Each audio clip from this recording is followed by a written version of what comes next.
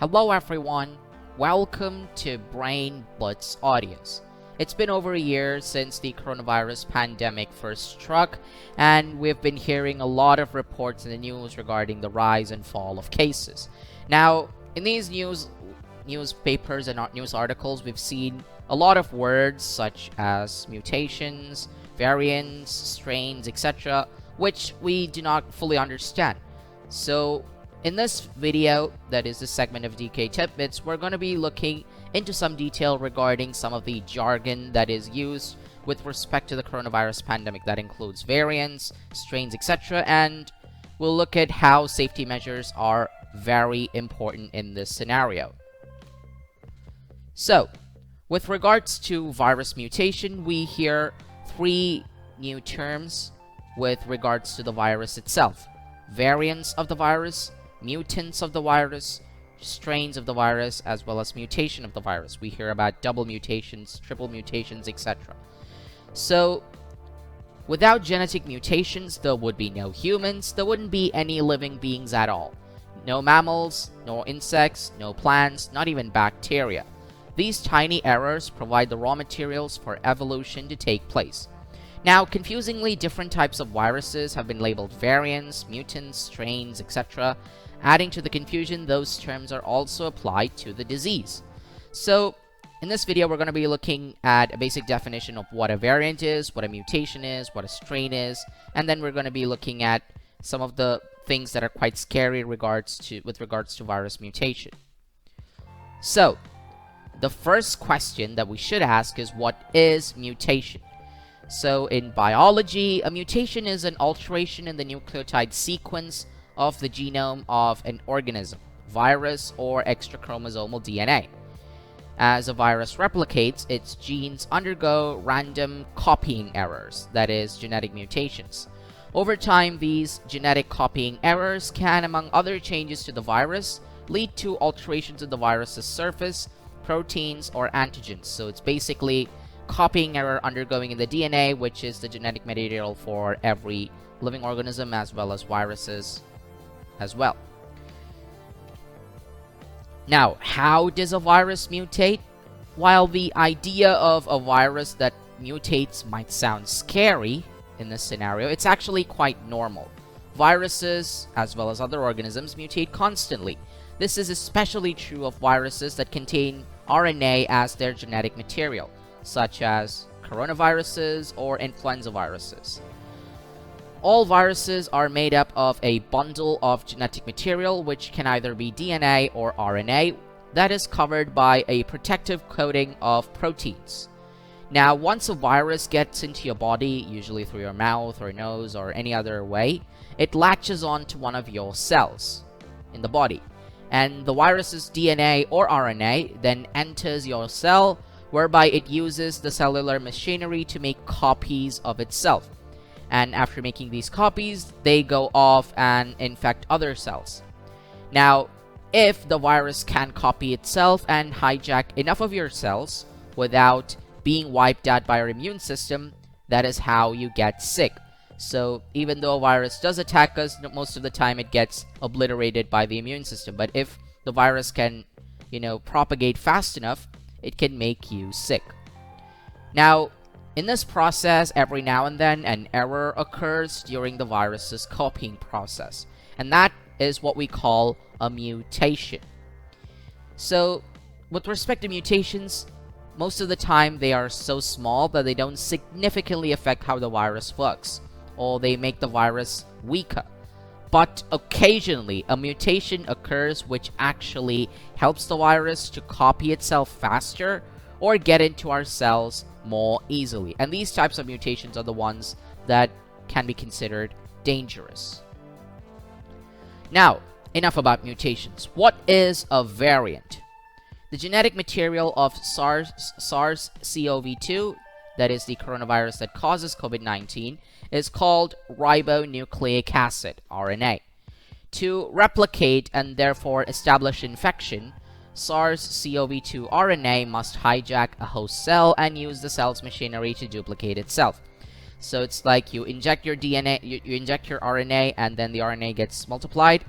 and it makes the cell multiply and create new viruses. So that's the policy for all kinds of virus. Now, errors often occur during the process of duplicating the viral RNA, and this results in viruses that are similar but not exact copies of the original virus.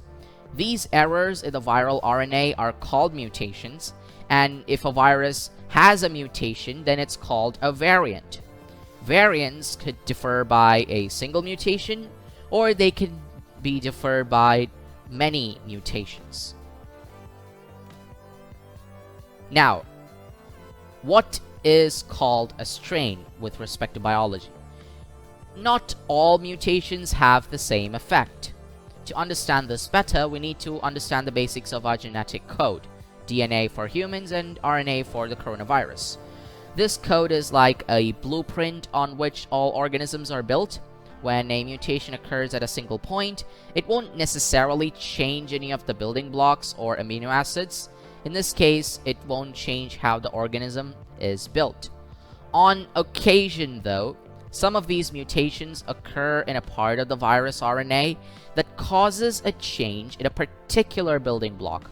In some cases, there could be many mutations that together alter the building block. A variant is referred to as a strain when it shows distinct physical properties. So if you want to put the thing simply, a strain is a variant that is built differently and so behaves differently to its parent virus. These behavioral differences can be subtle or even obvious.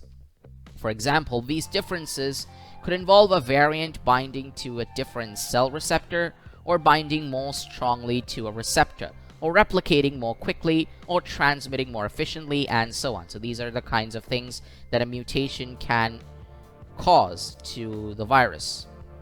So in essential terms, all strains that means viruses that have mutations are variants. So variants is the term where viruses mutate. So the viruses that have a mutation are called variants, and all strains are variants, but not all variants are strains. So the basic difference is that in a variant, there is a change in the genetic material. In a strain, there is change in genetic material, and that change results in a new characteristic, like, for example, faster spreading rate, or more danger with respect to receptors, etc. So that is how strains and variants differ from each other. And the basic principle, that means the DNA is getting changed, that is what we call mutation. So this is an animation by the World Health Organization. It talks about how mutation occurs. Inside a virus, there are molecules called nucleotides, and they form different combinations. And you can imagine this as a bike lock, and this bike lock contains 4 letters, ACGU, standing for the nucleotide bases. And if you imagine a bike clock with this combination, however, having 30,000 wheels, then you get an approximate idea of a virus. So every time you see the virus spreading, it always copies a particular sequence. And that particular sequence might get changed. The wheels get slipped. So if the wheels in the bike lock become slipped, then that can be corresponding to an error in the copying process, which is mutation. Now, most of the time, these are harmless. They don't alter the way the virus works, and sometimes they can even kill the virus because they make the virus a little bit weaker, and these strains die. However, sometimes the variations change in such a way that they become stronger, such as better at transmitting or more resistance, etc. And these strains are the ones that thrive more. Now, the good news is that current COVID-19 vaccines that a lot of the manufacturers make, they're designed so that in most cases they work against new variations. So, bit of a relief there. So, these are some of the things that we should keep in mind when we're talking about virus mutation and etc. So the best way to think of it is as a bike lock. Now, even though some vaccines do offer protection against all new variants, we should not be complacent, because we need to stop the spread of the virus. The more the virus spreads, then the more variants are likely to appear, and at some point the variant will be very strong. So therefore we need to be careful and isolate ourselves and follow all standard operating procedures. If we can act to reduce COVID-19, we can prevent new variants. For example, this person washed their hands frequently and prevented a strain. Some of the persons got vaccinated and they prevented another strain from forming. So you have to stop the spread of the virus, and then only you can prevent the formation of strong variants, like getting vaccinated, washing your hands, keeping at least 1 meter distance, and also wearing a mask. So these are standard operating procedures, and if we follow these standard operating procedures, we can be sure of eliminating the possibility of forming new variants. So if everybody follows this, then less of the virus propagates and less variants are formed. The takeaway is that you should always stay vigilant. In the end, the shape-shifting nature of COVID-19, the coronavirus, and all other viruses is something that experts around the world always keep a close eye on. Now, it does not change the course of the pandemic overnight, but it can result in increased rate of transmission and infections, etc. So the contagiousness of the new variants is all the more reason why we should stay careful and follow the public health measures for preventing the spread of the virus, like wearing a mask, washing your hands, limiting close contact with others, and getting vaccinated. So these are the standard operating procedures, the same mitigation measures that we've been using for all these months, and these are the same measures that are continuing to be effective and help us against the COVID-19 pandemic.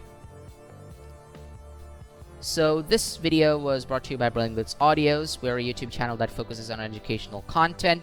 If you want to access more of our videos, then don't forget to subscribe to our channel. And if you want to get notifications about our channel, then you can always hit the bell icon, which is present below the video.